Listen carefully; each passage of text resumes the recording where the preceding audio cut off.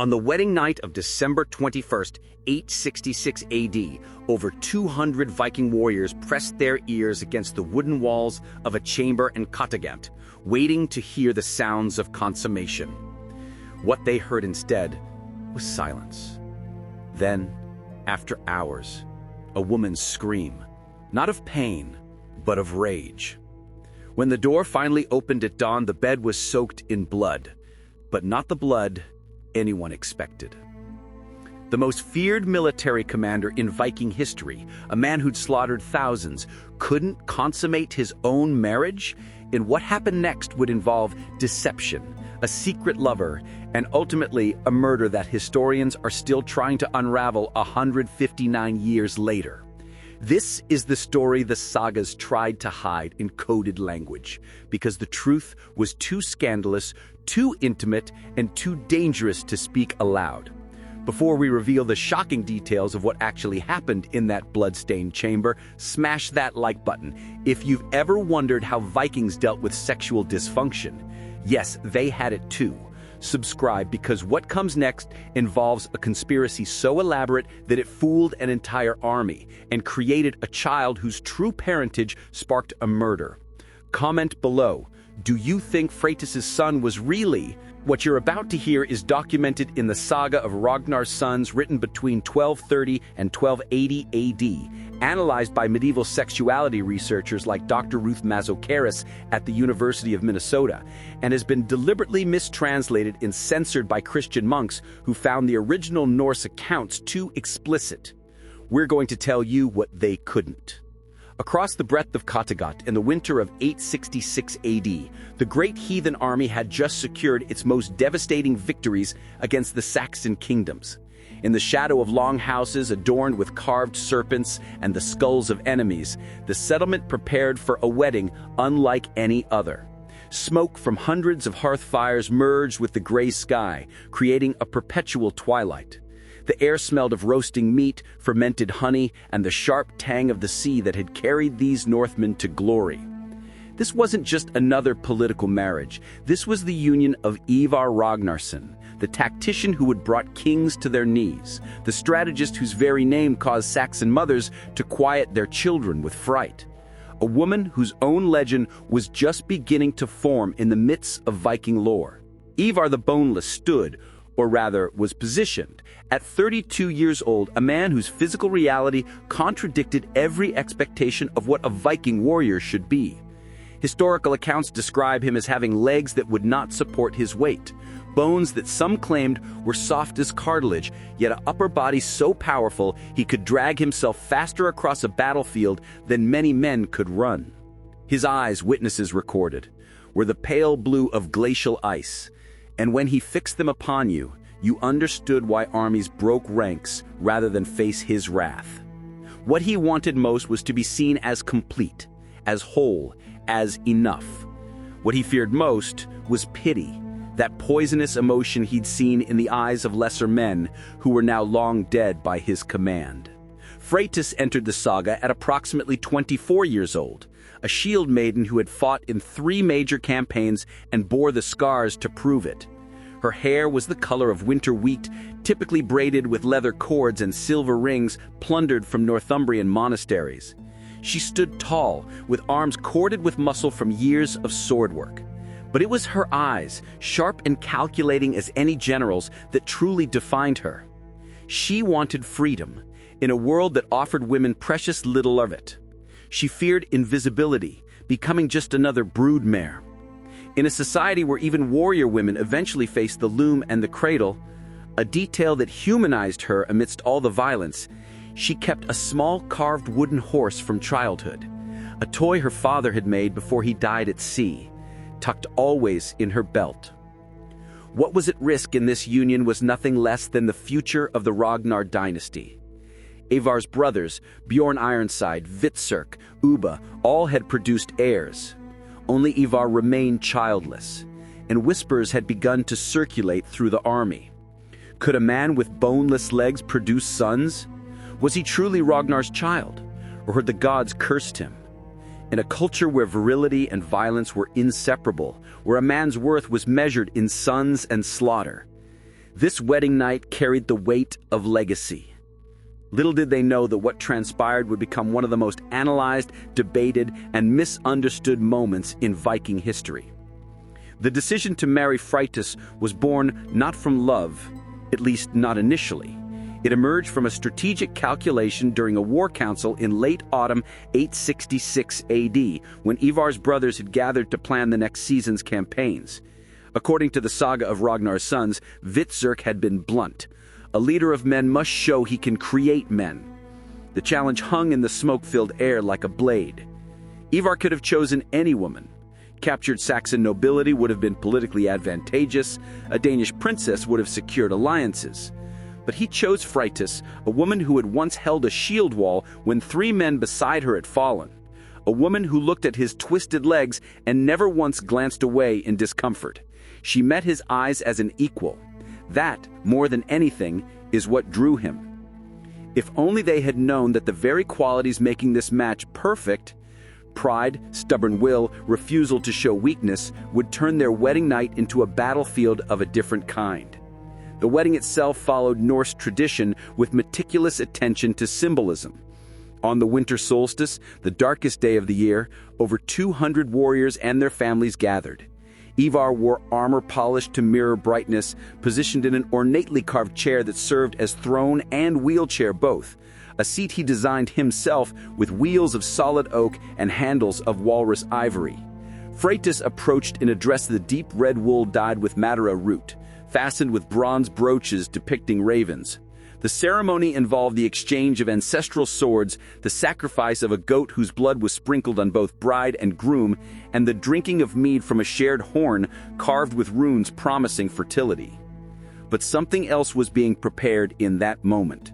Something far more intimate and terrifying than any battle. The chamber had been prepared with unusual care. Unlike typical Viking sleeping quarters, communal spaces where privacy was a luxury few enjoyed, this room in the Great Hall of Kattegat had been partitioned with heavy wool tapestries depicting Odin's ravens. 6 soil lamps cast wavering shadows across walls hung with furs, bear, wolf, and seal. The bed itself was a massive construction of carved oak, its posts topped with dragon heads piled with down-filled cushions and wool blankets. Dyed deep blue. Someone, likely one of the thrall women, had scattered dried meadowsweet and heather across the floor, their faint fragrance attempting to mask the ever-present smell of smoke and sea. What should have been a moment of triumph became something far more complex. The door closed. Outside, warriors cheered and pounded on tables, expecting the traditional sounds of consummation. Inside, silence fell like a stone into deep water.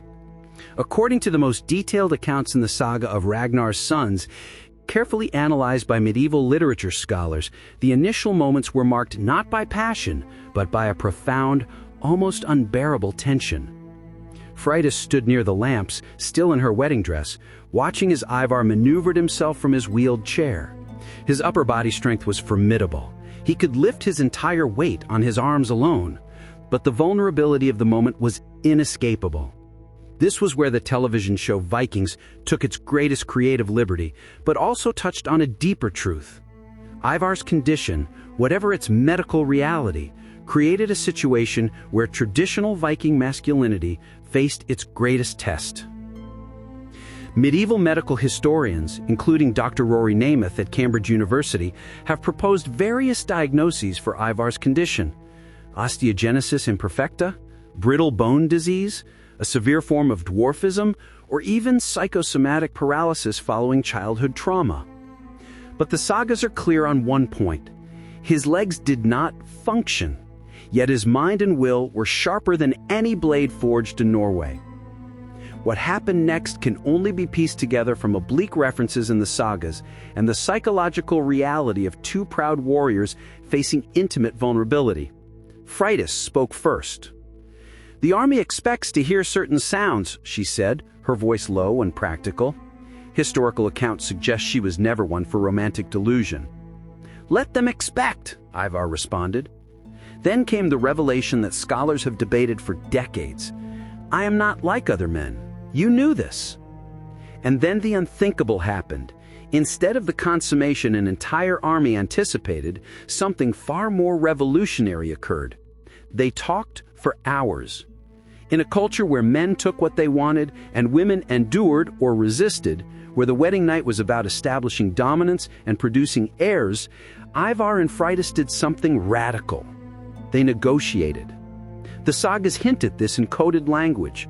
The saga of Ragnar's sons mentions that they spoke long into the night of things not meant for skalds to sing. Later, Norse poetry references the Boneless One, who conquered through words what others took by force. Dr. Judith Jesch, a leading Viking studies scholar at the University of Nottingham, published a groundbreaking paper in 2019 arguing that this wedding night represents one of the earliest documented examples of what we might now call consent negotiation and alternative intimacy in medieval literature. The sagas couldn't speak plainly about physical limitations or non-traditional sexuality, but they preserved the truth in metaphor. Ivar, according to the most careful reading of the sources, could not perform in the expected manner. But he was not powerless. He possessed something perhaps more potent in that moment: absolute honesty about his limitations and a willingness to find other paths to connection. Freydis, for her part, made a choice that night that would define both their relationship and her place in history. She chose partnership over propriety. The sagas record that she declared, "I did not marry you for what lies between your legs, but for what lies between your ears." Whether these exact words were spoken, or whether they were a skald's later invention, they capture a truth. This marriage became something other than what Viking culture prescribed. They discovered what many warriors knew but never admitted: there are many forms of intimacy. Hands that could crush a man's windpipe could also trace patterns on skin with surprising gentleness. A woman trained to kill could also teach pleasure through methods no saga would explicitly describe, but that human beings have always known. Mouths, fingers, whispered words in the darkness, these became the weapons and tools of a different kind of conquest. Archaeological evidence from Viking burial sites has revealed something that prudish later historians tried to ignore. The Norse were far less sexually restrictive than medieval Christianity would become. Phallic amulets, erotic carvings, and grave goods suggesting sexual practices beyond procreation appear throughout Scandinavia. The Vikings understood that sexuality was broader and more complex than simple penetration. What Ivar and Freydis created that night was something that would be revolutionary in any era. A marriage based on what they could do rather than what they couldn't, on mutual satisfaction rather than duty, on creativity rather than convention. She died in his arms. No, that's a different story. But something else died that night. Ivar's deepest fear, that he was insufficient. And something was born, a partnership that would shake the foundations of the Viking world. When dawn broke over Kattegat, the question that hung in the cold morning air was simple but dangerous. What would they tell the world? In a culture obsessed with virility, where a man's worth was measured in his ability to produce warriors, the truth that consummation had happened differently than expected, or perhaps not at all in the traditional sense, was untenable. The army needed to believe their leader was whole, complete, virile. Anything less would undermine his authority at a crucial moment when the conquest of England hung in the balance.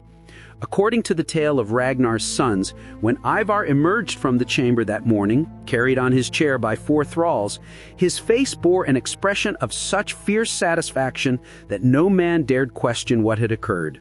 Freydis appeared an hour later, dressed in her warrior garb, her face unreadable, and immediately joined the training grounds where she defeated 2 male warriors in combat within the hour. The message was clear: something had occurred. Happened, something powerful, and it was none of their damned business. But Freydis understood something Ivar, in his pride, did not. The absence of a child would eventually raise questions. 9 months, the whispers would start. A year, and doubt would crystallize into challenge. She began to plan, even then, for the longer game. What followed would be remembered as one of the most controversial aspects of the Ivar-Freydis saga: the question of Balder, the child that would eventually appear, and whether Ivar truly was the father. The sagas preserve a shocking suggestion. Approximately 10 months after the wedding, Freydis announced her pregnancy. The celebration was enormous, Ivar's virility proven, the dynasty secured. But later sources, particularly the writings of Saxo Grammaticus in the 12th century, preserve a darker whisper that Freydis had taken a lover, a young warrior named Hakon, with Ivar's knowledge and perhaps even his arrangement.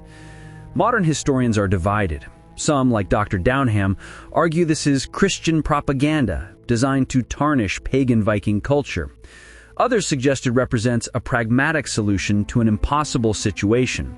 In a culture that valued heirs above almost all else, would a man like Ivar, brilliant, calculating, desperate to secure his legacy, arrange for his wife to conceive by another man while maintaining the fiction of his paternity? The sagas can't quite bring themselves to say it directly, but they hint the child had Ragnar's eyes. All agreed, though some said his height came from elsewhere. The arrangement, if it existed, couldn't last forever. Human emotions rarely submit to strategic planning, and jealousy is a poison that seeps through even the most carefully constructed deceptions.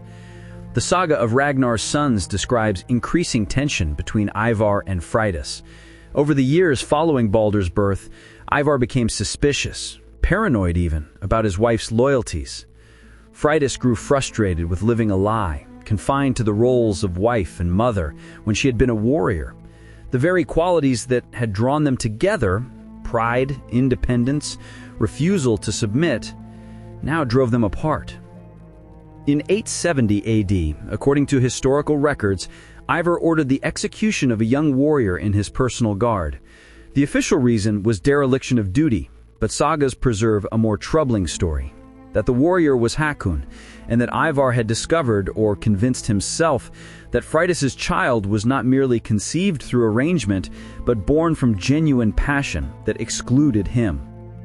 Whether Hakon was guilty of anything beyond following orders to secure the dynasty's future, we'll never know.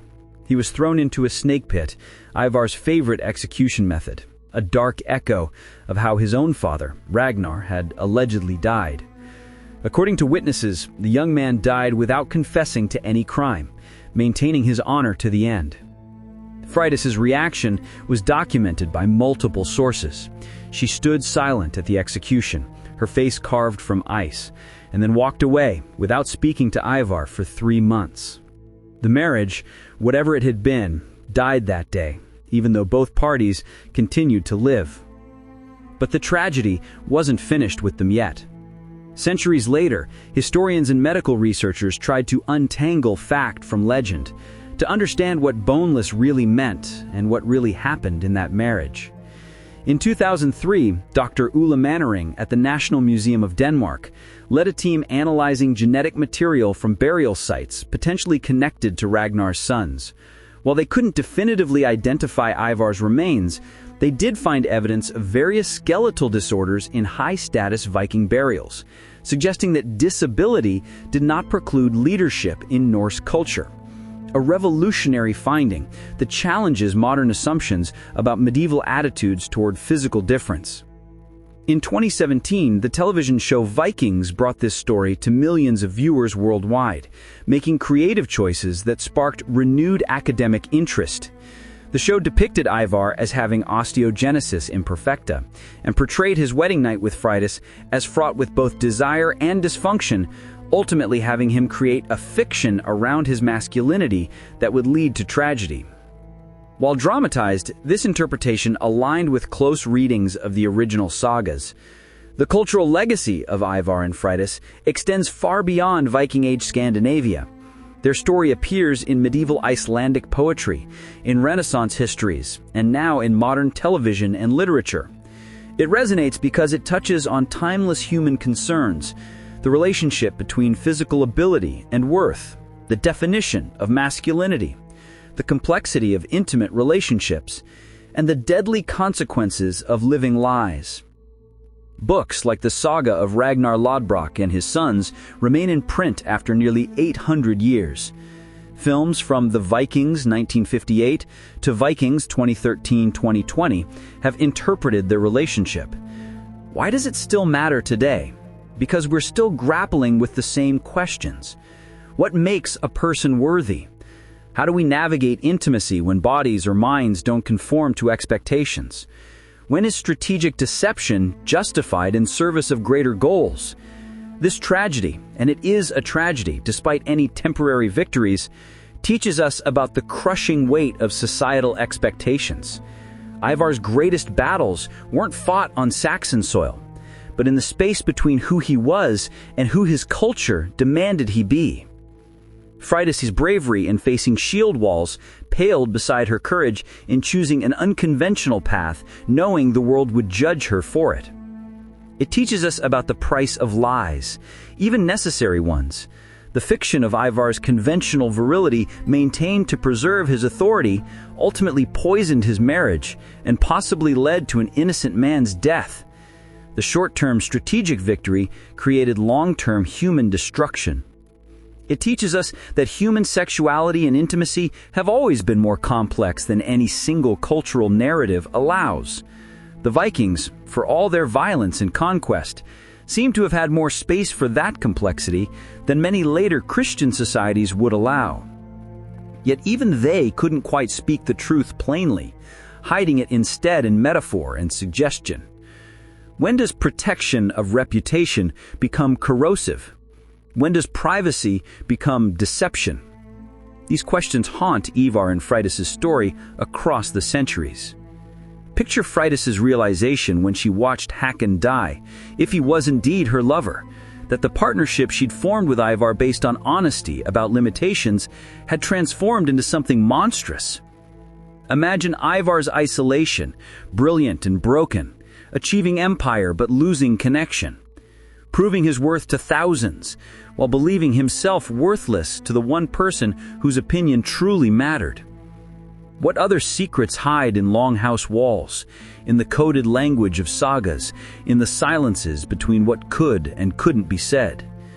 The Viking Age lasted roughly 3 centuries and touched 4 continents, yet we know so little of the intimate lives of its people. We know their swords and ships, their conquests and conversions, but the quiet truths of marriage beds, of disability, of sexuality beyond procreation. These were rarely recorded and often deliberately obscured. So a wedding night that should have been simple became a complex negotiation of intimacy, pride, and survival. A lie told to preserve authority became a poison that destroyed love.